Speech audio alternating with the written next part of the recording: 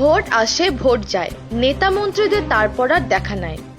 ঠিক সেরকমই পিচ রাস্তার নাম সাক্ষী কাজ হয়েছে বটে, কিন্তু কয়েক বছর ধরে বেহাল দশায় পড়ে আছে ময়ূরেশ্বর মল্লারপুরগামী পিচ রাস্তা, যার ফলে সমস্যায় পড়েছে ওই রাস্তা দিয়ে দৈনন্দিন যাতায়াতকারী মানুষজন। এ বিষয়ে সমস্যার কথা আজ তুলে ধরলেন মল্লারপুর থানার অন্তর্গত পেপুল গ্রামের এক বাম নেতা।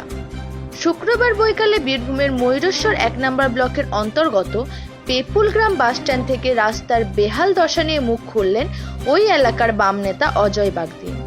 তিনি জানিয়েছেন, এই এলাকার মানুষের যাতায়াতের চরম সমস্যা হয়ে গিয়েছে, বাস চলাচল বন্ধ হয়ে গেছে।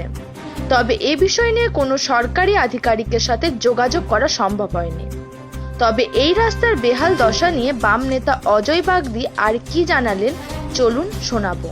দীর্ঘদিন ধরে এই রাস্তার অবস্থা একদম খুবই খারাপ। বর্ষাকালে, আগের বছর বর্ষাকালে তো যাতায়াতে চরম সমস্যা হয়েছিল, এবছর আবার বর্ষাকাল আসতে চলেছে। এই গোটা 1 বছর ধরে 2 বছর ধরে আমাদের এইখানকার যে মোরসর থেকে কামরাঘাট অবধি যে গ্রামগুলো রয়েছে সেখানকার মানুষজনের যাতায়াতে চরম সমস্যা হচ্ছে। বাস চলা বন্ধ হয়ে গিয়েছে। একটা বাস ওই চলছে, সুমনটা যেটা তারাপীঠ যাওয়ার সেটা চলছে, কিন্তু ঠিকঠাকভাবে যাচ্ছে না রাস্তা খারাপের জন্য। টোটো কামরাঘাট থেকে মোরসর থেকে আসতে গেলে পরে আমাদেরকে টোটো পাওয়া যাচ্ছে না, গাড়ি পাওয়া যাচ্ছে না। এতে চরম চরমতম খারাপ পরিস্থিতিতে এখানকার মানুষজন রয়েছে। এই রাস্তা তাড়াতাড়ি ছাড়াই যদি না হয় আমাদের এই বর্ষাতে আর যাতায়াত করা যাবে বলে মনে হচ্ছে না। দীর্ঘদিন ধরে প্রশাসনকে জানিয়েও কোনো রকম কাজ হচ্ছে না। এই রাস্তা কি নতুন করে সংস্কার হয়েছিল না মেরামত করা হয়েছিল? মেরামত করা হয়েছিল দীর্ঘদিন।